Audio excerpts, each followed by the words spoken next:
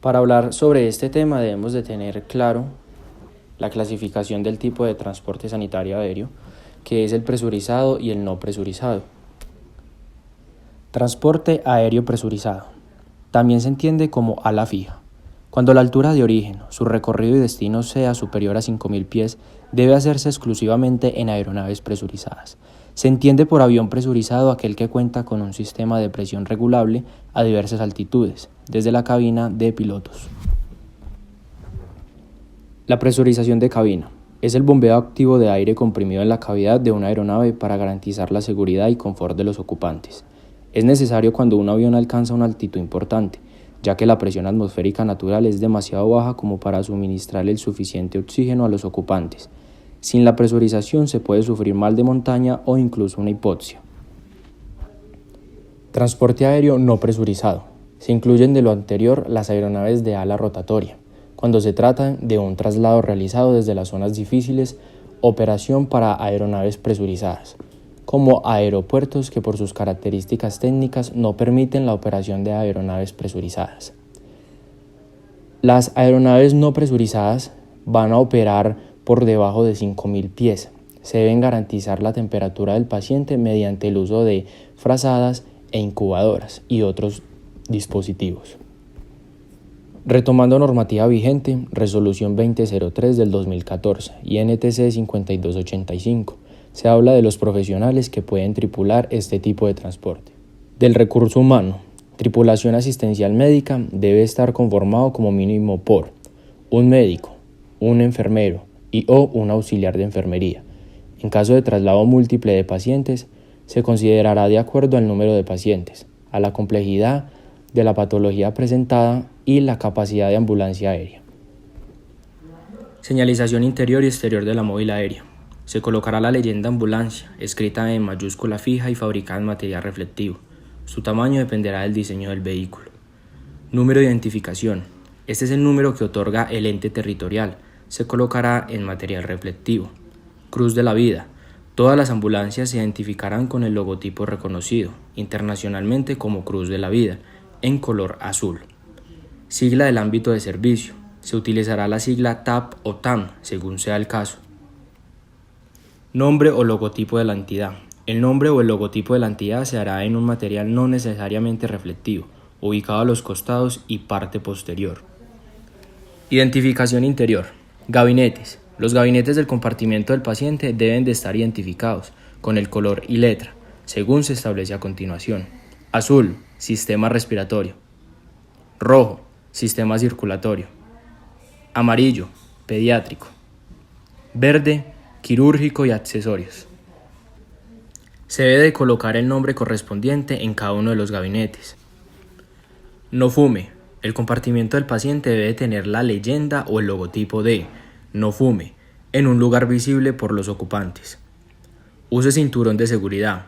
El compartimiento del paciente debe tener la leyenda, preferiblemente, o el logotipo de "Use cinturón de seguridad" en un lugar visible por los ocupantes. El color principal de la ambulancia debe reunir condiciones de visibilidad y de fácil identificación. Se recomienda el uso principal del color blanco. Algunas fases que debemos de tener en cuenta a la hora del transporte aéreo de pacientes. Preparación del paciente, cuidados del paciente y procedimientos de embarque y desembarque. Preparación del paciente. Asegurar la vía aérea. Colocar un tubo si es necesario e inmovilizar el cuello con un collar cervical. Controlar hemorragias externas.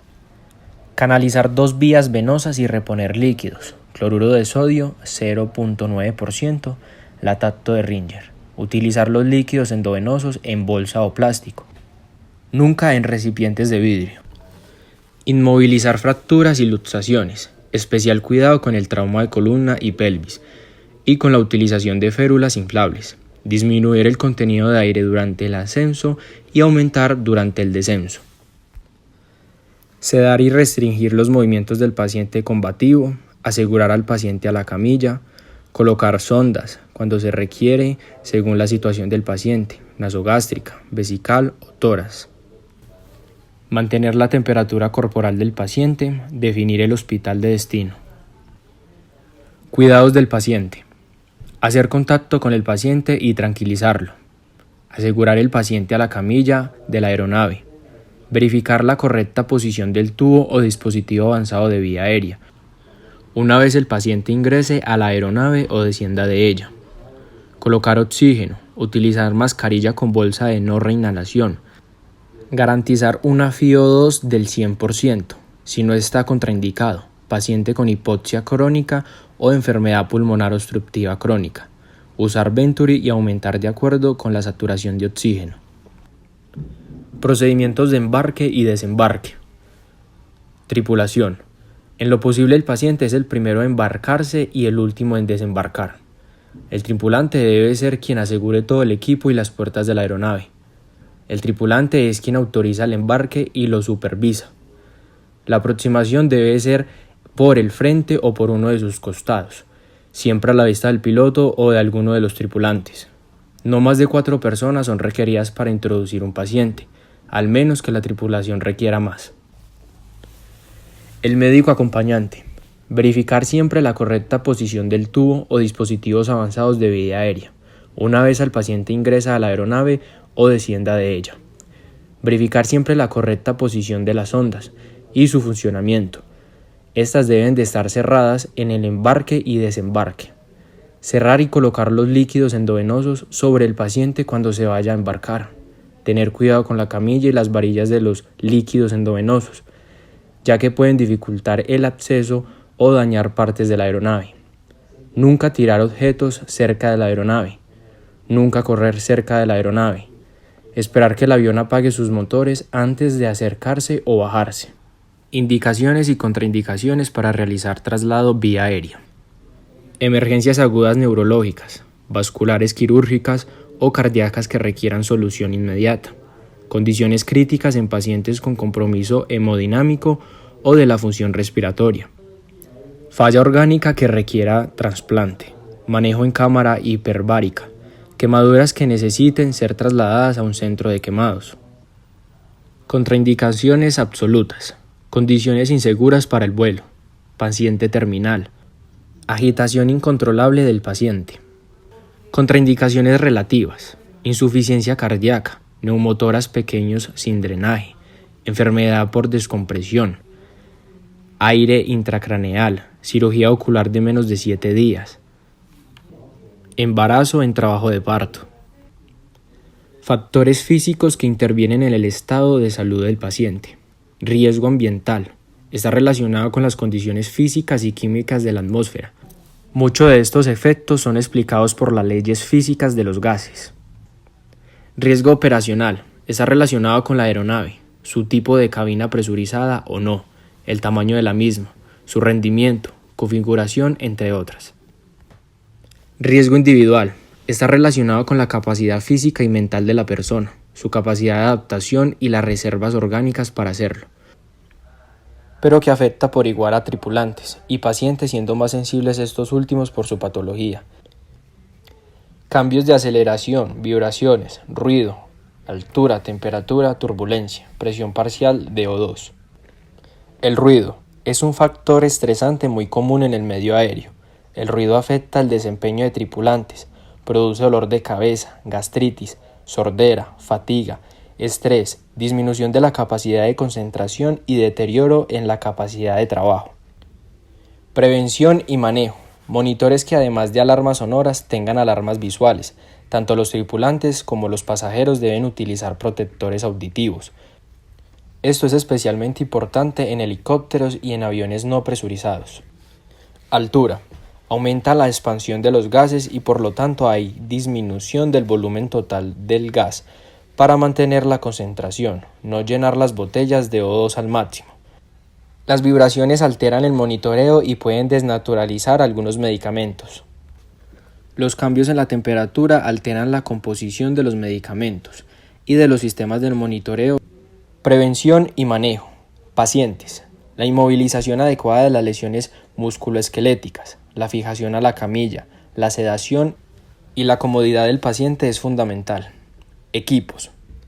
Estos deben de estar diseñados para el transporte y evacuación aerodinámica. Se deben de asegurar con soportes a la estructura de la aeronave o la camilla. Aceleración.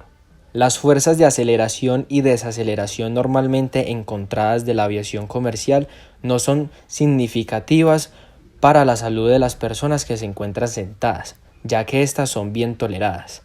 El contrario, en pacientes en posición acostada, las fuerzas son paralelas al eje axial del cuerpo y pueden ser muy significativas.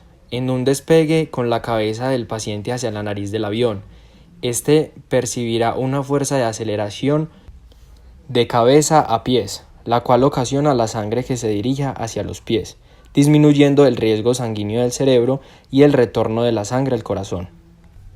La aceleración y desaceleración varía la perfusión de microgoteo, por lo que se deben utilizar las bombas de difusión, especialmente en administración de fármacos tipo vasoactivos. Signos y síntomas de la hipoxia. Respiración rápida, sed de aire, cianosis, fatiga, pobre coordinación, náuseas, letargo, dolor de cabeza, disminución del juicio y toma de decisiones, somnolencia, coma, euforia, muerte, deterioro de la visión. Fases de la hipoxia. Crítica. Altitud en pies 20.000 a 25.000. Saturación 60 a 70%. Efecto. Se presenta la inconsciencia y muerte. Deterioro. Altitud en pies 15.000 y 20.000. Saturación 70 a 80%. Los mecanismos compensatorios están agotados. Compensatoria. 10.000 a 15.000 pies de altura. Saturación de 80 a 90%. Efectos. Aparecen los primeros signos y síntomas de hipoxia.